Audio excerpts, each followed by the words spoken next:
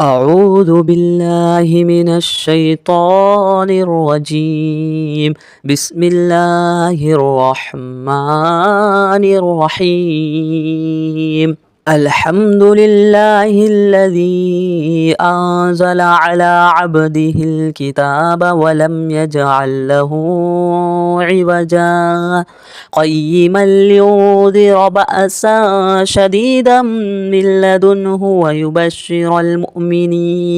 المؤمنين الذين يعملون الصالحات أن لهم أجرا حسنا ماكثين فيه أبدا وينذر الذين قالوا اتخذ الله ولدا ما لهم به من علم ولا لآبائهم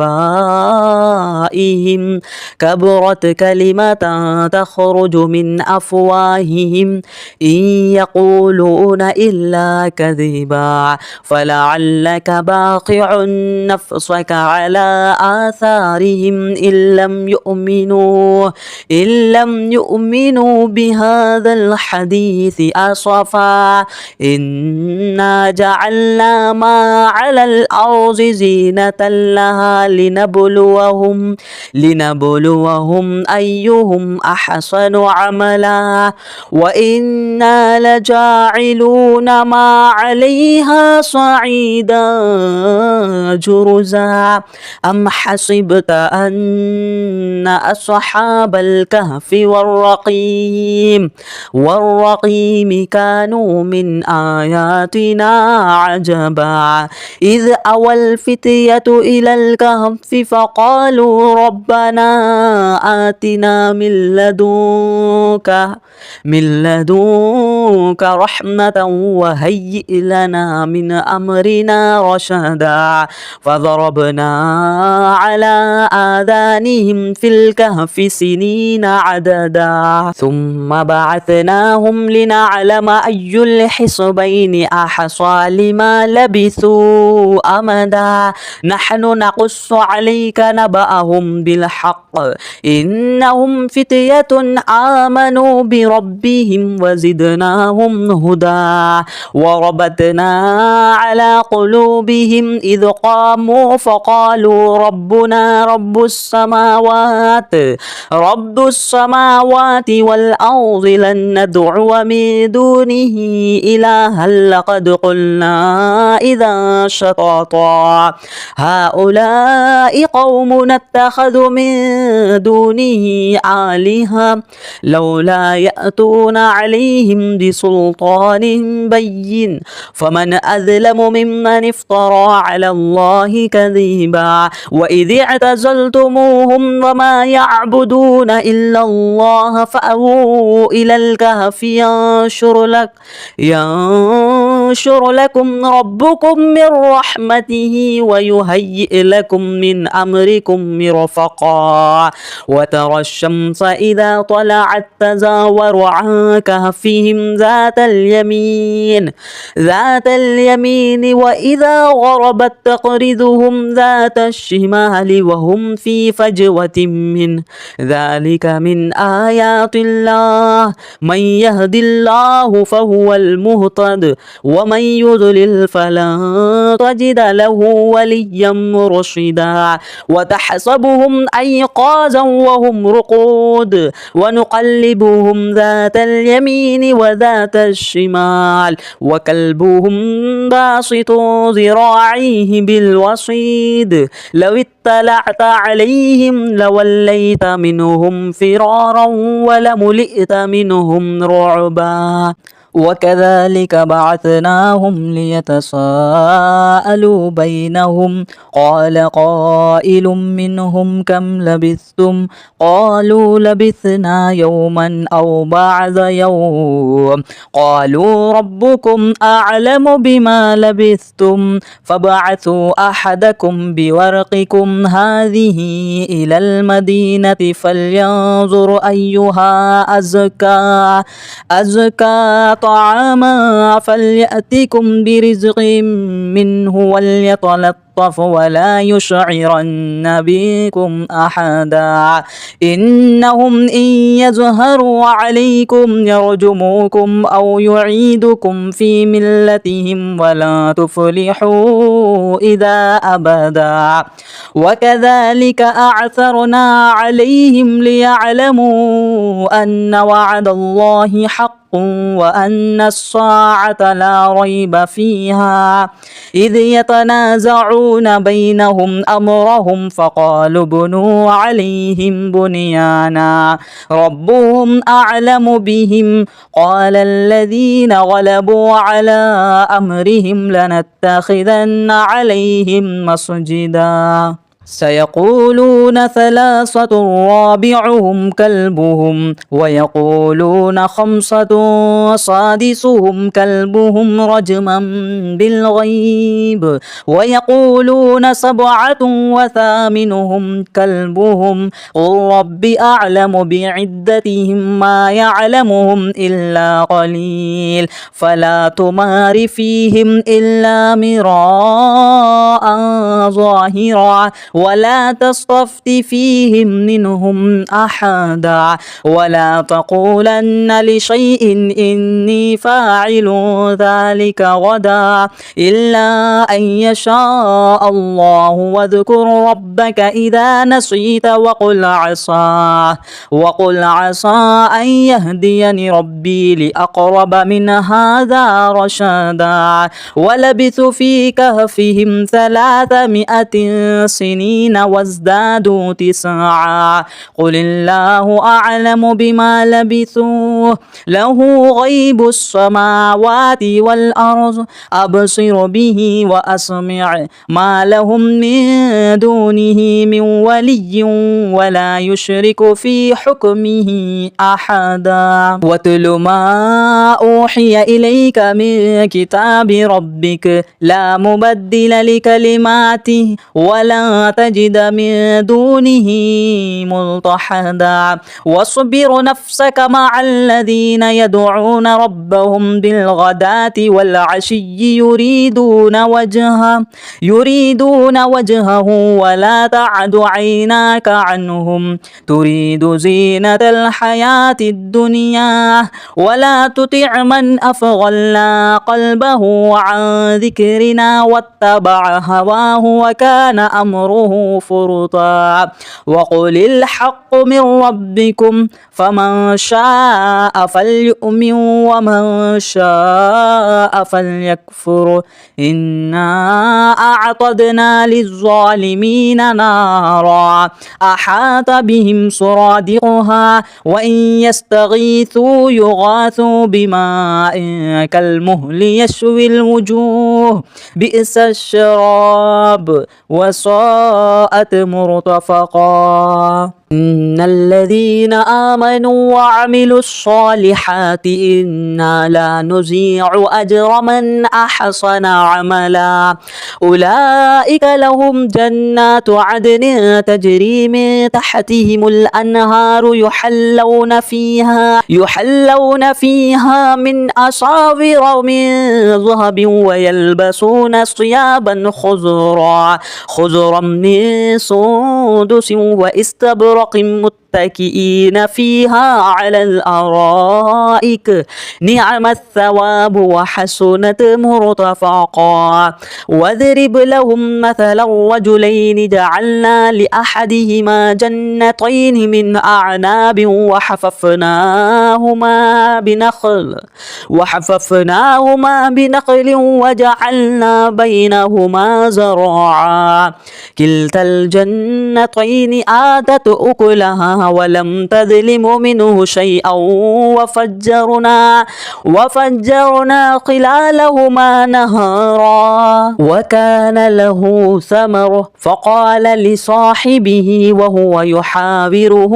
أنا أكثر منك مالا وعز نفرا ودخل جنته وهو ظالم لنفسه قال ما أظن أن تبيد هذه أبدا وما أظن الساعة قائمة ولئن رددت إلى ربي لأجدن خيرا منها منقلبا. قال له صاحبه وهو يحاوره أكفرت بالذي خلقك من تراب ثم من نطفة ثم سواك رجلا لكن هو الله ربي ولا أشرك بربي أحدا. ولولا إذ دخلت جنتك قلت ما شاء الله لا قوة إلا بالله إن ترني أنا أقل منك مالا وولدا فعسى ربي أن يؤتيني خيرا من جنتك ويرسل عليها حسبانا من السماء فتصبح صعيدا زلقا أو يصبح ماؤها غورا فلا تستطيع له طلبا وأحيط بثمره فأصبح يقلب كفيه على ما أنفق فيها وهي خاوية على عروشها ويقول يا ليتني لم أشرك بربي أحدا ولم تكن له فئة ينصرونه من دون الله وما كان منتصرا. هنالك الولاية لله الحق هو خير ثوابا وخير عقبا. واضرب لهم مثل الحياة الدنيا كماء إن أنزلناه من السماء فاختلط به نبات الأرض فأصبح هشيما تذروه الرياح وكان الله على كل شيء مقتدرا. المال والبنون زينة الحياة الدنيا والباقيات الصالحات خير عند ربك ثوابا وخير أملا. ويوم نسير الجبال وترى الأرض بارزة وحشرناهم فلم نغادر منهم أحدا وعرضوا على ربك صفا لقد جئتمونا كما خلقناكم أول مرة بل زعمتم أن لن نجعل لكم موعدا. وإذ قلنا للملائكة اسجدوا لآدم فسجدوا إلا إبليس كان من الجن ففسق عن أمر ربه أفتتخذونه وذريته أولياء من دوني وهم لكم عدو بئس للظالمين بدلا. ما أشهدتهم خلق السماوات والأرض ولا خلق أنفسهم وما كنت متخذ المضلين عضدا. ويوم يقول نادوا شركائي الذين زعمتم فادعوهم فلم يستجيبوا لهم وجعلنا بينهم موبقا. ورأى المجرمون الناس فظنوا أنهم مواقعها ولم يجدوا عنها مصرفا. ولقد صرفنا في هذا القرآن للناس من كل مثل وكان الإنسان أكثر شيء جدلا. وما منع الناس أن يؤمنوا إذ جاءهم الهدى ويستغفروا ربهم إلا أن تأتيهم سنة الأولين أو يأتيهم العذاب قبلا. وما نرسل المرسلين إلا مبشرين ومنذرين ويجادل الذين كفروا بالباطل ليدحضوا به الحق واتخذوا آياتي وما أنذروا هزوا. ومن أظلم ممن ذكر بآيات ربه فأعرض عنها ونسي ما قدمت يداه إنا جعلنا على قلوبهم أكنة من أن يفقهوه وفي آذانهم وقرا وإن تدعهم إلى الهدى فلن يهتدوا إذا أبدا وربك الغفور ذو الرحمة لو يؤاخذهم بما كسبوا لعجل لهم العذاب بل لهم موعد لن يجدوا من دونه موئلا وتلك القرى أهلكنا لهم لما ظلموا وجعلنا لمهلكهم موعدا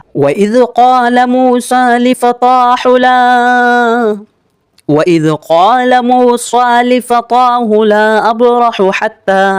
أبلغ مجمع البحرين أو أمضي حقبا فلما بلغ مجمع بينهما نسي حوطهما فاتخذ سبيله في البحر سرابا فلما جاوز قال لفتاه آتنا غداءنا لقد لقينا من سفرنا هذا نصبا قال أرأيت إذ أوينا إلى الصخرة فإني نسيت الحوت وما أنسانيه إلا الشيطان أن أذكره واتخذ سبيله في البحر عجبا قال ذلك ما كنا نبغي فارتد على آثارهما قصصا فوجد عبدا من عبادنا آتيناه رحمة من عندنا وعلمناه من لدنا علما قال له موسى هل أتبعك على أن تعلمني مما علمت رشدا قال إنك لن تستطيع معي صبرا وكيف تصبر على ما لم تحط به خبرا قال ستجدني إن شاء الله صابرا ولا أعصي لك أمرا قال فإن اتبعتني فلا تسألني عن شيء حتى أحدث لك منه ذكرا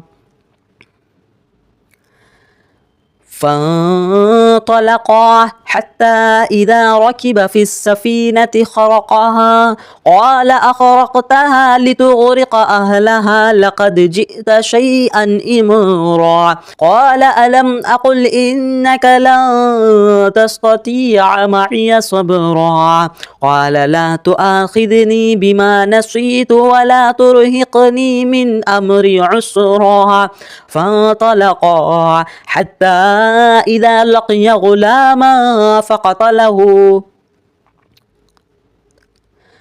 فانطلقا حتى إذا لقي غلاما فقتله قال أقتلت نفسا زكية بغير نفس لقد جئت شيئا نكرا قال ألم أقل لك إنك لن تستطيع معي صبرا قال إن سألتك عن شيء بعدها فلا تصاحبني قد بلغت من لدني عذرا فانطلقا حتى إذا أتيا أهل قرية استطعما أهلها فأبوا أن يضيفوهما فوجد فيها جدارا يريد أن ينقض فأقامه قال لو شئت لاتخذت عليه أجرا قال هذا فراق بيني وبينك سأنبئك بتأويل ما لم تستطع عليه صبرا أما السفينة فكانت لمساكين يعملون في البحر فأرتدوا أن أعيبها وكان وراءهم ملك يأخذ كل سفينة غصبا وأما الغلام فكان أبواه مؤمنين فخشينا أن يرهقهما طغيانا وكفرا فأردنا أن يبدلهما ربهما خيرا منه زكاة وأقرب رحما وأما الجدار فكان لغلامين يتيمين في المدينة وكان تحته كنز لهما وكان وكان أبوهما صالحا فأراد ربك أن يبلغ أشدهما ويستخرج كنزهما رحمة من ربك وما فعلته عن أمري ذلك تأويل ما لم تستطع عليه صبرا ويسألونك عن ذي القرنين قل سألت عليكم منه ذكرا إنا مكنا له في الأرض وآتيناه من كل شيء سببا فأتبع سببا حتى إذا بلغ مغرب الشمس وجدها تغرب في عين حمئة ووجد عندها قوما قلنا يا ذا القرنين إما أن تعذب وإما أن تتخذ فيهم حسنا قال أما من ظلم فسوف نعذبه ثم يرد إلى ربه فيعذبه عذابا نكرا وأما من آمن وعمل صالحا فله جزاء الحسنى وسنقول له من أمرنا يسرا ثم أتبع سببا حتى إذا بلغ مطلع الشمس وجدها تطلع على قوم لم نجعل لهم من دونها سترا كذلك وقد أحطنا بما لديه خبرا ثم أتبع سببا حتى إذا بلغ بين السدين وجد من دونهما قوما لا يكادون يفقهون قولا قالوا يا ذا القرنين إنا يأجوج ومأجوج مفسدون في الأرض فهل نجعل لك خرجا على أن تجعل بينهما وبينهم سدا قال ما مكني فيه ربي خير فأعينوني بقوة أجعل بينكم وبينهم ردما آتوني زبر الحديد حتى إذا ساوى بين الصدفين قال انفخوه حتى إذا جعله نارا قال آتوني أفرغ عليه قطرا فما استطاعوا أن يظهروه وما استطاعوا له نقبا قال هذا رحمة من ربي فإذا جاء وعد ربي جعله دكا وكان وعد ربي حقا وتركنا بعضهم يومئذ يموج في بعض ونفخ في السور فجعلناهم جماعا وأعرضنا جهنم يومئذ للكافرين عرضا الذين كانت أعينهم في غطاء عن ذكري وكانوا لا يستطيعون سمعا أفحسب الذين كفروا أن يتخذوا عبادي من دوني أولياء إنا أعتدنا جهنم للكافرين نزلا قل هل ننبئكم بالأخسرين أعمالا الذين ضل سعيهم في الحياة الدنيا وهم يحسبون أنهم يحسنون صنعا أولئك الذين كفروا بآيات ربهم ولقائهم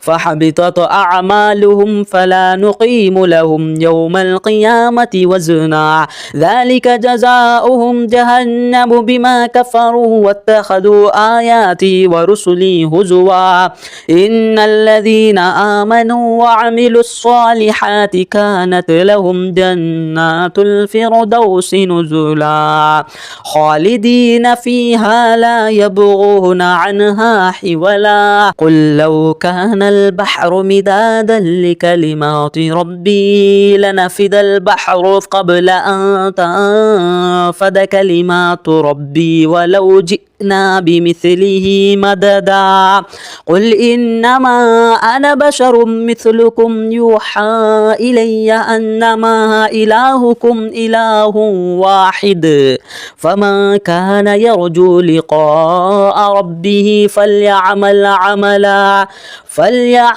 عملا صالحا ولا يشرك بعبادة ربه أحدا.